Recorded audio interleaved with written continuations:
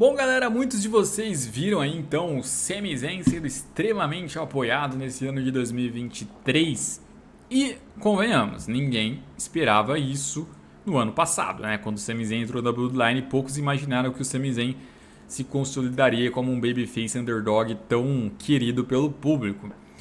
E a própria WWE não esperava por isso, e muitos casos na história da WWE tiveram ali lutadores mais populares do que a WWE planejava. Algumas vezes ela se incomodou com isso e tentou nerfar o cara o máximo possível, outras vezes ela se rendeu. Com o Sami Zayn foi o meio termo. Não se rendeu com ele virando campeão mundial, ainda.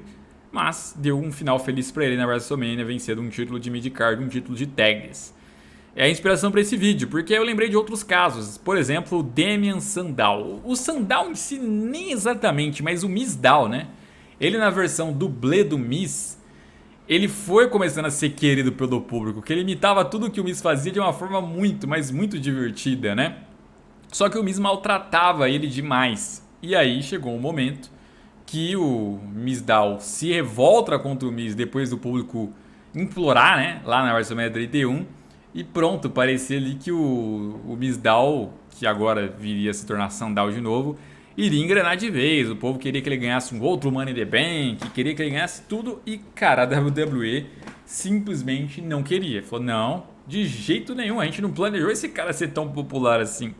Vamos nerfar ele, né? Ele pode aparecer nos shows, a WWE não queria nem que ele aparecesse mais, porque se ele aparecesse em qualquer coisa, o público ia gritar por ele, né? E aí o cara nerfou tanto que até em outras companhias ele não conseguiu lá ter um rendimento gigantesco, né? Que coisa, mas é um desses casos.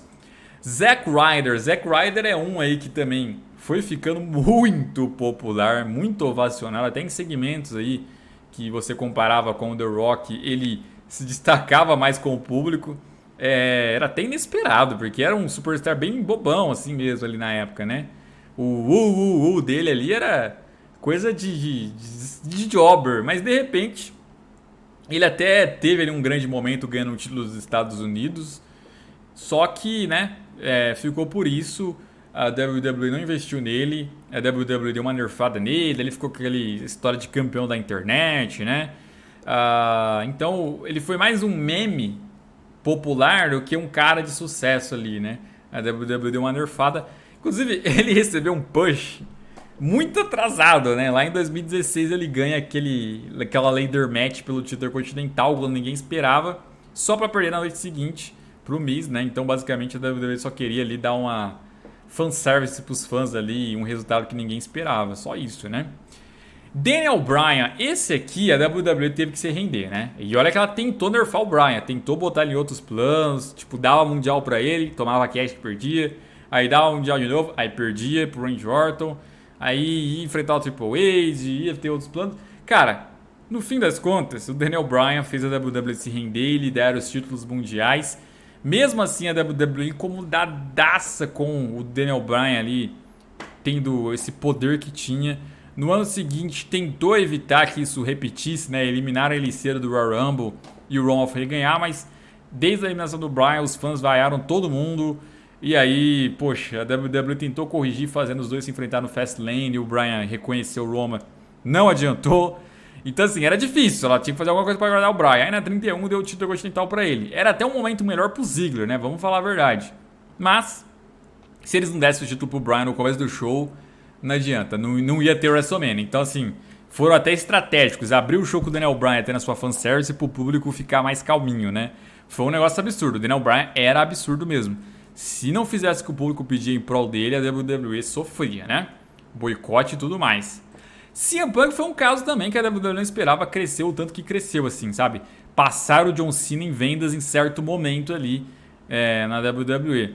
Tanto que depois faz uma heel turn em cima dele para ver se invertia as coisas. O John Cena voltava a ser o principal herói e o CM Punk o principal heel da WWE, né? Ele ganhou um status de bater de frente com o Cena, de bater em frente com o The Rock, de bater de frente com caras ali gigantes dentro da companhia, né?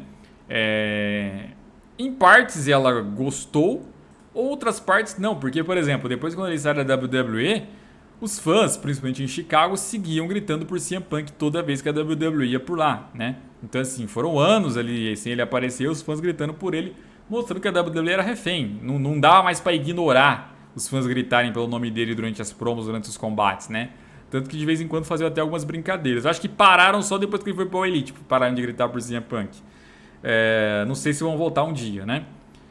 Rusev Day, cara. Rusev Day foi outro caso, né? O Rusev sempre foi aquele brutamontes lá, com o carisma de uma berinjela crua e estragada.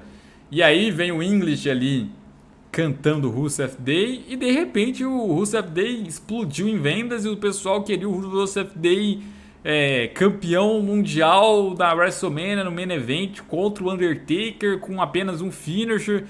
Tipo assim, virou um exagero total por conta de uma simples frase, né? Happy Rusev Day. É isso. Em cima do Rusev, né? Pra você ver como que é engraçado. Mas a WWE ali, embora tenha dado até um push pra ele, botado ele pra disputar o título dos Estados Unidos lá naquela WrestleMania 34, eu vou ser justo. Ali, nas opções que se tinha, realmente, era pro Rusev ter vencido. Se fosse pro Mahal ganhar, era melhor o Rusev, né? Mas botaram o Mahal e o Rusev foi nerfado depois na sequência, né? The Finn Bray Wyatt, outro que a WWE não esperava que ia ter o tamanho que teve, né? Ele surge ali com o personagem de The Finn pro SummerSlam enfrentando o Balor e de repente naquela noite a WWE viu o quanto aquilo repercutiu, o quanto ele estava explodindo em vendas e rapidamente ele já planejou pro pay-per-view seguinte ele atacar o Seth Rollins depois do Seth Rollins derrotar o Braun Strowman, já para eles entrarem em feud e o The Finn virar campeão, porque precisava transformar o The Finn campeão. Foi o que ela fez depois, né?